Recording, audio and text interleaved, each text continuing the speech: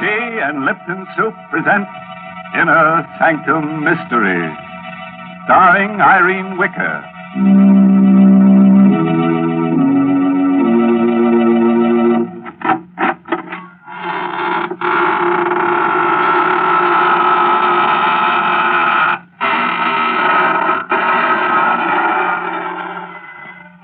Good evening, friends of the Inner Sanctum.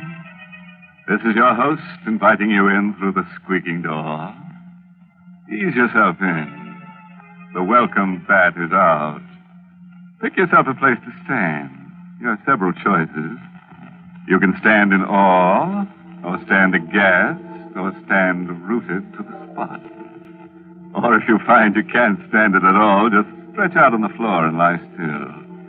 You'll have plenty of company there before we get through with tonight's list of victims.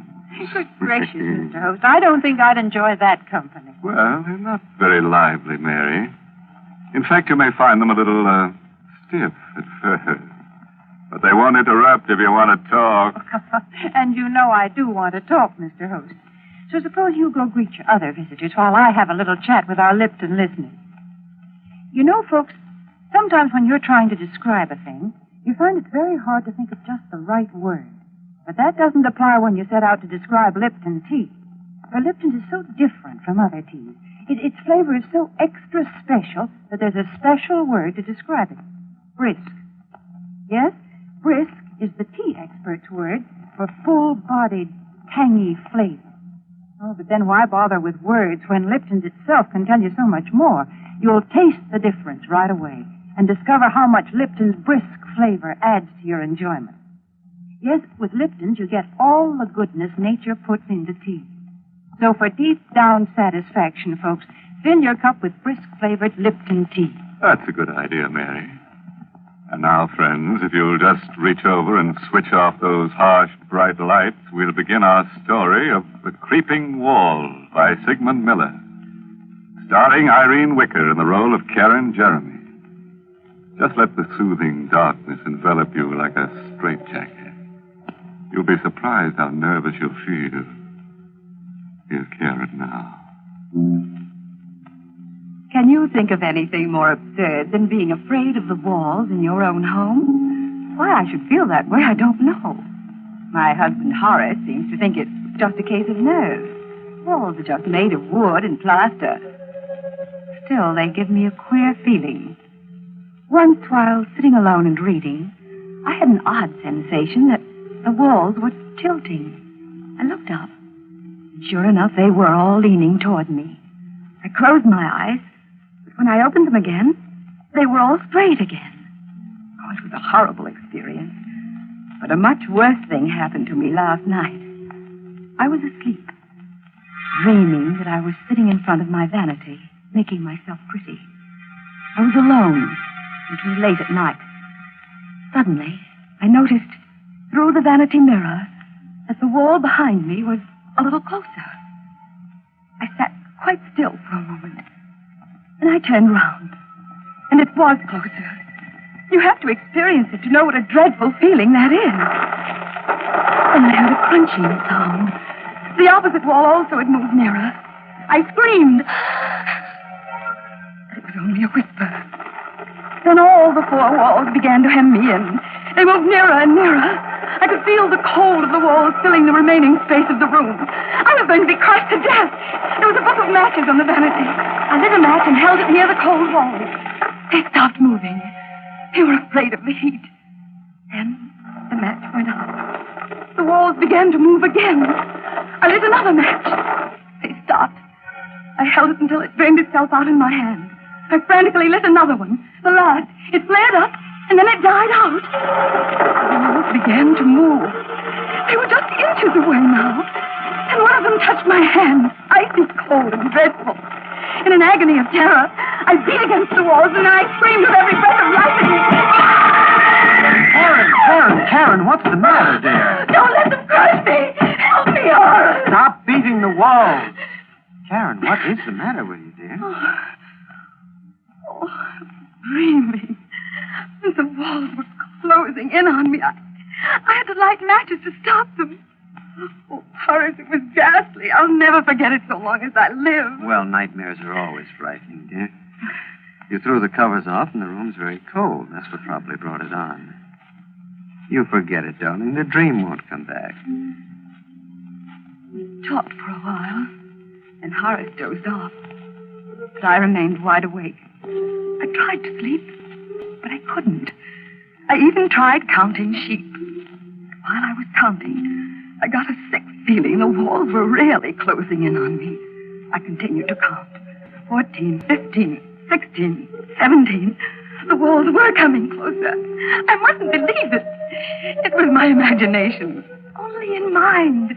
18, 19, 20, 21, 22. I could feel the walls hovering over me. They were moving silently this time.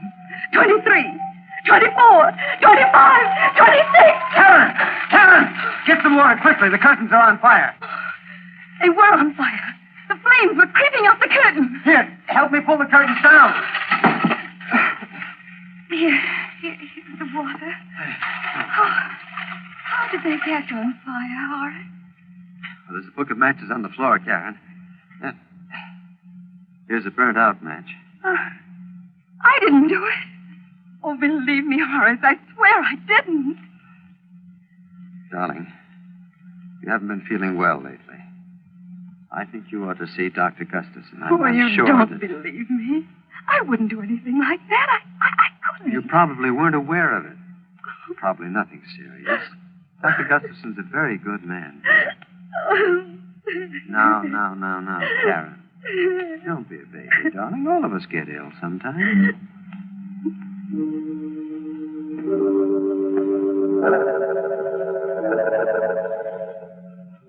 Dr. Gustafson is a little man with sharp eyes. I told him the whole story about the walls and the dream. Tried to be at ease. There was a mirror on his desk, and as I talked, I kept fixing my hair. Didn't look so well today. 2 new gray hairs which I had to pull out. He kept watching me very closely. All the time asked me questions about my youth. I told him everything, even about winning the beauty contest when I was 17. He seemed very interested. Mrs. Jeremy, it seems to me you have an obsession about being beautiful. You're not as young as you used to be. Neither is your appearance. That's why you're afraid of close scrutiny. That may account for your fear of close spaces. Went on like that, looking at me as though I were a drab, middle-aged woman. He didn't like me, and I didn't like him. I didn't like the way he spoke to me, the way he watched me. Karen! Put the letter opener down. I was just holding it. You'll hurt somebody holding it that way, darling. No harm was meant, I'm sure. The first thing you should do, Mr. Jeremy, is to get larger living quarters. Your wife may be suffering from acute claustrophobia, among other things.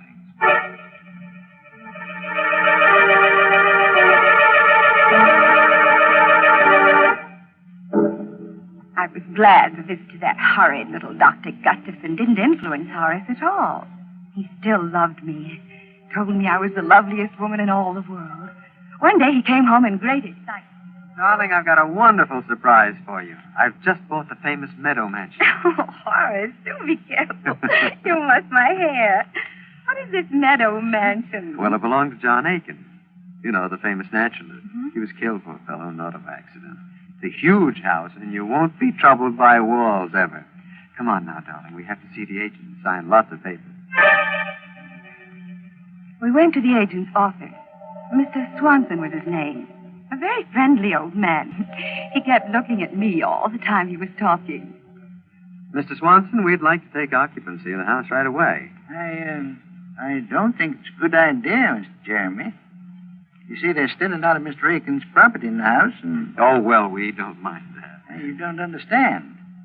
It's specimens Mr. Aiken's left there, animals and snakes. They're waiting to be shipped to the zoo. Well, there's nothing to worry about. They're in cages, aren't they? It'd be very unpleasant if they weren't. Scared to death of snakes myself. If we only wait a few more days, they'll all be shipped out. Oh, don't worry about it. We'll leave the animals strictly alone. We've just got to move in right away. Well, the house is so big, I guess you can manage. Here are the keys, and good luck to you both.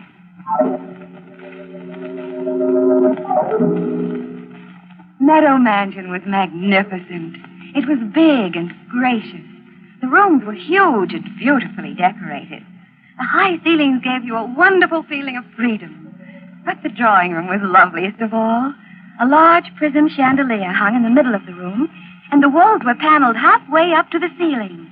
But most exciting of all, each wooden panel had a darling little mirror set into it. There were easily 100 such mirrors. Oh, it was very gay. You could see images of yourself anywhere in the room. It was all breathtakingly beautiful. Except for a picture on the wall of a very flashy-looking woman called Delilah. Well, darling, how do you like our new home? Oh, it's wonderful, Horace. I love it all. Everything. Except that picture. Oh, you mean Delilah? Well, that's a fine painting, dear, of a very beautiful woman. Well, she looks evil to me. Darling, I do believe you're jealous. You needn't be. She isn't half as pretty as you are. Alice, answer the door, please. We didn't talk about the picture anymore, because Mr. Swanson, the agent, came in to see how we were getting on. I left Horace talking to him, and I wandered into the next room. There were a dozen cages standing near the fireplace, ready to be shipped off to the zoo. There were mostly snakes and lizards in the cages. All of them were quite motionless, except one. It was labeled Bushmaster, Venezuela. Very odd name for a reptile. Fearfully ugly, yet it fascinated me. About 4 feet long, fat and clumsy looking, yet it slid round the cage with wonderful grace, kept moving round and round, trying so hard to get out. It looked at me pleadingly, and then I found my hand on the safety catch. I drew it away in horror. It kept going round and round the 4 glass walls. Must be maddening to have walls so close they touch you all the time. I remembered what a terrible feeling it was to be frightened of walls. Then suddenly, the snake was in the middle of the floor. Karen, don't move! Good heavens, it's out of the cage. Stand still, Karen. I didn't move. Not one bit. I wasn't frightened. I was only wondering how it had escaped from the cage. The snake lay there in the middle of the floor with its head up, hissing. And it started to move. It slid in a wide circle toward Horace and Mr. Swanson. It's coming towards me. I've got to get out of here. Don't run! But he didn't listen to Horace. He started running and the snake struck him. It struck him twice in the left. Then he continued running past me. Then suddenly he fell. Horace picked up a chair. He smashed it down on the snake. He smashed it again and again and again till it was dead. His body, it's swelling. He's dying. I didn't open the cage. I swear to you I didn't. It got out by itself. Oh, the door must have been loose. Please believe me, Horace. I didn't open it. I couldn't have opened it. You must believe me. You must. Oh, you must.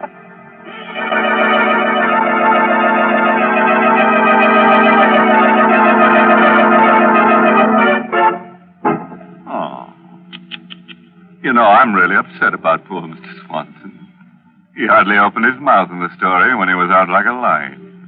Not a nice way to make an exit. I'm really sorry we had to lose the Bushmaster. A very valuable reptile, and we could have used it in another story. But that's the way it is in our business. Our losses are terrific. Houses burn down, money is stolen, characters die away on us. Every week it's something else. It's simply murder. You do have a lot of trouble, don't you, Mr. Host? Mary, we have so much trouble on Inner Sanctum, even our troubles have trouble. I think there are times when all of us feel that trouble is piling up on us. But you know, friends, I've found a good way to get over that feeling. Just say to yourself, I'm going to relax and have a cup of Lipton tea. Then when you're comfortably seated with your teacup within easy reach, give your mind something pleasant to think about. That Lipton tea, for instance. Notice Lipton's deep amber color and its welcome, familiar fragrance that's so tempting. Then taste it and discover how really delicious that brisk flavor is. Just for real enjoyment any time during the day, Just take a few minutes out to enjoy a piping hot cup of brisk-flavored Lipton tea. Well, I'll certainly give your suggestion a try, Mary. And now, friends, if you'll give me your hand, we'll go on with the story. Or would you rather take yourself in hand? Things are going to be a little rugged from now on, so take a firm stand, sit tight, and buckle down. And it won't be a bad idea to grit your teeth and square your shoulders at the same time. By the way, if you can do all those things at once, let me congratulate you. You're quite an athlete. Well, here she is, Karen Jeremy. I was ill for a long time. I don't remember how long. Weeks, maybe months. Horace never spoke about that horrible afternoon. And after a while, I stopped thinking about it. I liked my new home. Meadow Mansion was such a beautiful place, I rarely left it. I loved best of all the drawing room, with its darling little mirrors and the wooden panels. I could see myself from all sides. It was so much fun. My absurd fear of walls was beginning to fade away. There was only one thing that irritated me. That was the picture of Delilah. I was determined to get rid of it. Karen, stop glaring at that picture. I don't like it, Horace. I wish we'd get rid of it. It's a fine work of art. Why? I don't care. It's an evil picture to me. Karen, look here. You're just jealous of her. You're jealous of any beautiful woman, even if she's only a painting. You don't care for me anymore. That is a ridiculous thing to say. You know it's not true. If you really love me, you take that picture down off the wall. That picture is staying right where it is. Now, it's for your own good. I'm going out for a walk. And, Karen, I absolutely forbid you to touch that picture. I'm in it. I sat there for quite a while, staring at that picture that was upsetting my life with Horace. He was always kind and gentle with me. For the first time he'd ever lost his temper. I looked at Delilah. There was a gleam of white teeth between her full lips. She was an abandoned-looking thing. Her long hair cunningly untidy. Her eyes sparkling, black, shameless. She seemed to be laughing at me. I made up my mind. Horace would understand. I got a knife from the kitchen, and I pulled a chair over to the picture. And I stood up on the chair, then began to slash down the length of the picture. Mrs. Jeremy, what are you doing? It's no business of yours. Go away, Alice. Oh, you mustn't do that. Mr. Jeremy will be angry. I told you it's none of your business. Please come down off that chair. You're destroying a beautiful painting. You meddling little fool. I'll teach you to interfere. Mrs. Jeremy, I've put up with you for a long time. Nobody's ever dared to slap me. You vicious, miserable hag. That's what you are, a hag. For years I've pampered you. I've always told you how beautiful you were, how lovely you looked. Well, maybe you were beautiful once, but now you're just a self-centered, haggard old woman. Well, just look at your face. She was lying on the floor, silent, bleeding. I didn't stab her. It wasn't me. It couldn't be me. I wouldn't do such a thing. I looked at myself in the paneled mirror. I looked pale. My hair was all untidy. And I thought of Horace. He would never believe I didn't do it. He'd look at me in that piercing, sad way. No, he mustn't see the body. I must hide it before he gets back. I dragged her over to the closet. And then I hid her body in the corner. I locked the door with a key. There was blood on my hand. I don't know how it got there, but I had to wash it off. And the knife, I threw it in the garbage pail. There was blood on the carpet, too. I took a scatter rug and carefully placed it over the spot. And I sat down and waited for Horace to come home. The room was very queer. The chandelier seemed to be lower. All the walls, they seemed to be closer. I sat there fighting off that old terror, praying and praying that Horace would come home. As soon as he came, I'd put my arms around him and never let him go again. Never let him go. And I heard the doorknob turning. I hurried over to the door. Hello, Karen. Oh, darling, I'm so sorry. It was all my fault. Please forgive me, Horace. I can't bear your being angry with me. Please say you forgive me. That's all right, Karen. I shouldn't have lost my... What happened to the painting? It's cut. I did it. I don't know what came over me. But you see, I didn't cut it all. I stopped. It's just cut a little. I can repair it. It'll be just as good as new. I'll never do it again. I swear I'll never touch it. Well, it's not too badly damaged. I'll get Alice to take it over to the art shop. Maybe they can repair it. Oh, Alice isn't here. She's gone to get your blue coat from the tailor's. Karen, that is not true. Alice got that coat this morning. Where is she? I don't know where she is. Karen, you do know. Where is she? She was here just a little while ago. She must have gone out. Alice! Alice! I'm going to find her. No. Please don't leave me. Please, Horace. You must tell me where she is, Karen. I can't remember. I can't remember anything. Karen, did you do anything to her? No, nothing. You are not telling me the truth. Something has happened to her and you're hiding it. Now, I'm going to find her. She must be somewhere. No, she isn't in the house. How do you know she's not here if you don't know where she is? I didn't mean that. I'm going to look around. All right. There's blood on the floor near the closet. Yes, I cut my finger. The closet is locked. Have you the key, Karen? No, I don't have it. Karen, give me that key.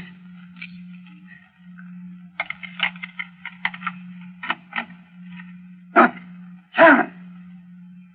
You killed her! No. I didn't kill her. I couldn't do such a thing. I saw her lying there on the floor, so I hid her in the closet because I didn't think you'd believe me.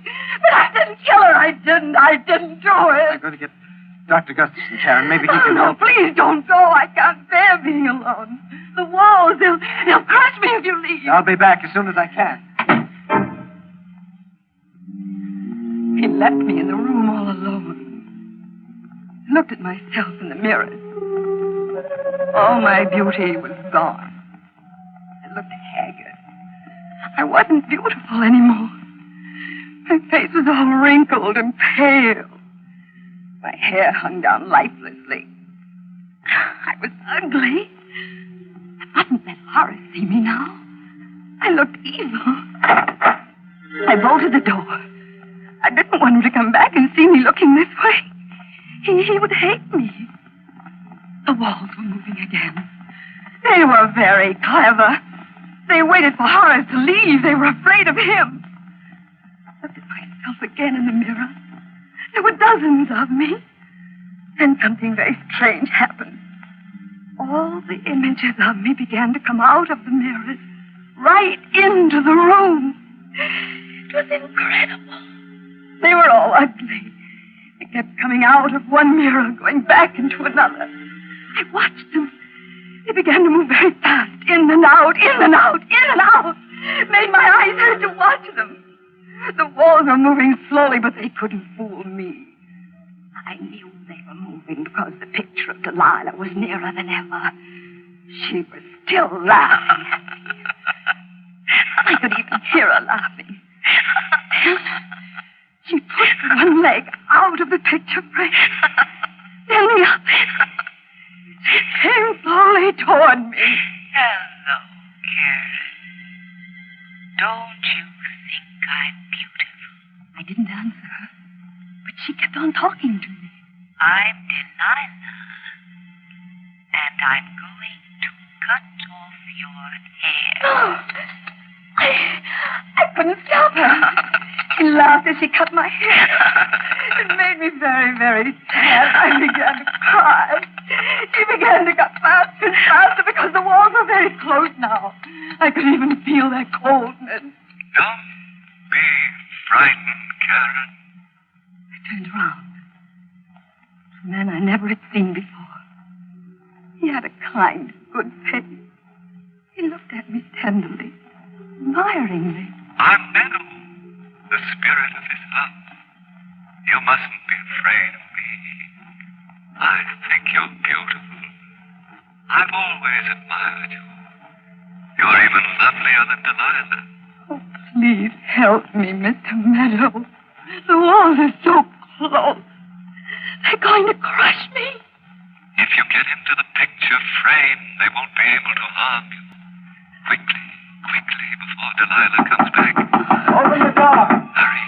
You'd better hurry and climb into the frame, Karen, before it's too late. Alan, open the door. Hurry. You haven't much time. You'll be safe inside the picture. Mercy, heaven, her head. In the picture frame. Karen, you've cut your hair off. It's amazing. She looks 20 years younger. And she's beautiful. I'm safe now, darling. The wolf can never get me. Ever.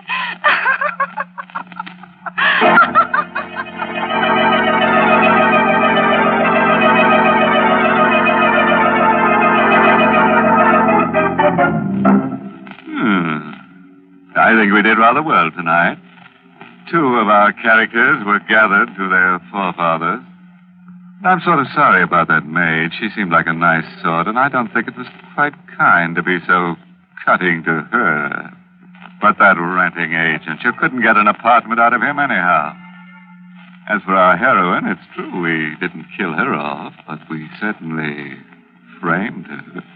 Well, it couldn't have been a very pretty picture, Mr. Host. No, Mary, but you'll have to admit it was remarkably lifelike. Well, while you're admiring it, I have a few words for our friends listening in. You know, some people tie a string around their finger to remind them of things. Well, I'm not going to ask you folks to do that. All I want you to do is just remember all the good things I've told you about Lipton tea, and let them remind you to get a package of Lipton's tomorrow. Lipton's wonderful brisk flavor, its full-bodied goodness mean more contentment in your teacup. Remember, Lipton's is the tea that gives you extra pleasure and extra satisfaction. Ask your grocer for a package tomorrow. Well, that should be easy to remember, Mary. Well, friends, it's time to close the squeaking door until next Tuesday, when we'll get together again for another killing time. Oh, by the way, this month's Inner Sanctum mystery novel is The Pavilion by Hilda Lawrence. Yes, in next week's Inner Sanctum story, directed by Himan Brown, and brought to you by Lipton Tea and Lipton Soup. Next week's story is called The Edge of Death. Feeling a little edgy already? Very interesting story. Yeah, it's sort of a mixture of Russian legend and modern psychiatry that tells of a beautiful and sinister old sword. But I'm sure you'll get the point. So, until we meet on the edge of death next Tuesday, good night. Pleasant dreams.